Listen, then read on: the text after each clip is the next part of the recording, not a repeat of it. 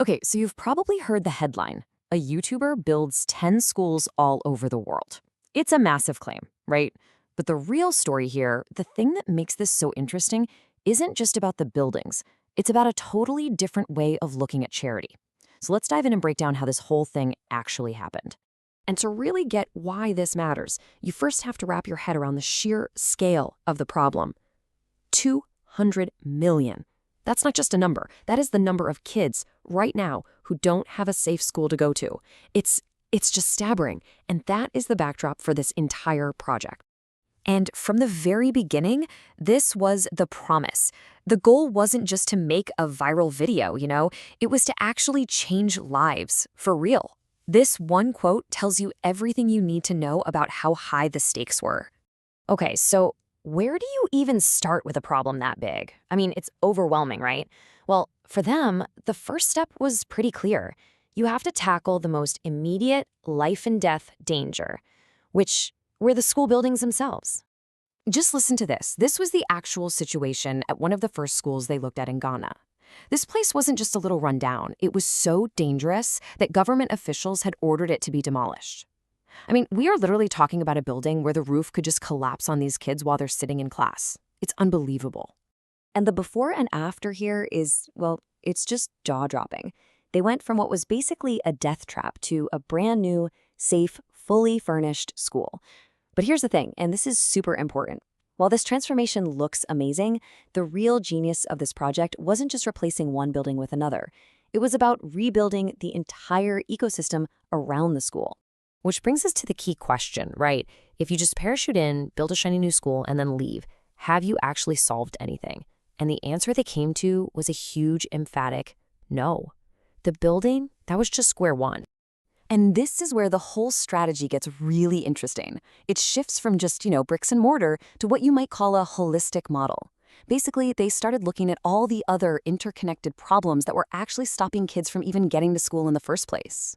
Think about it. What good is a new classroom if all the kids are getting sick because they have to drink dirty water? Or what if they're so hungry they can't even focus on the lesson, or the teachers are spending a third of their pay just to get to work? See, these are the deep systemic problems that a new building, on its own, just can't solve. So that line of thinking led them to this idea of a community ecosystem. The plan wasn't just to build a school for the students, but to build out infrastructure that supports the entire community, the whole village. And it was like a domino effect. It all started with something as fundamental as a new well for clean drinking water. But once you have that, you can then add bathrooms and sinks. And once you have those, you've suddenly improved the health and sanitation for everybody. One solution unlocks the next. Okay, so they've got clean water, they've got sanitation, but they didn't stop there. The next layer of this ecosystem was just as critical: food for the kids and proper support for the teachers. And they went all in. They built new kitchens to provide free lunch to every single student for the next 5 years. They built new houses for teachers who were spending a huge chunk of their salary just on travel. They even dealt with safety issues, getting a school bus for kids who had to walk on dangerous roads and replacing a rickety old bridge. Every single piece was designed to make the other pieces stronger. But, this wasn't some cookie-cutter model they just copied and pasted around the world. No way. This project spanned 4 different continents, and every single location had its own unique set of problems that needed a custom-built solution. Take Ghana, for example. The new school there wasn't just a place to learn. It was a lifeline.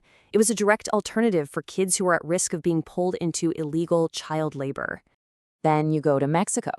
The problem there? Insane overcrowding. So they built the town's first ever high school.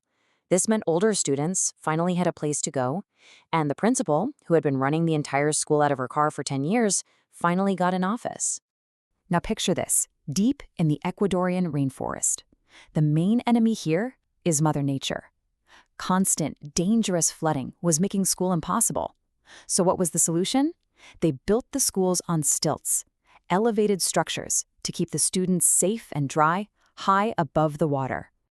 And this project even came back to the US, but here it addressed a totally different kind of need. They built an amazing outdoor learning center for a school that helps neurodivergent students, based on the idea that for a lot of these kids, the very best classroom is one without any walls. So after all of that, all these different projects across 4 continents, what was the bottom line? What was the actual impact? Let's get into the numbers. All right, the total cost for everything. We're talking all 10 schools, plus the wells, the kitchens, the teacher housing, the whole shebang came out to just over $3 million. But the return on that $3 million, it's absolutely massive. Over their lifetime, these new schools are expected to educate more than 18,000 students. Now that is the real, long-term legacy we're talking about.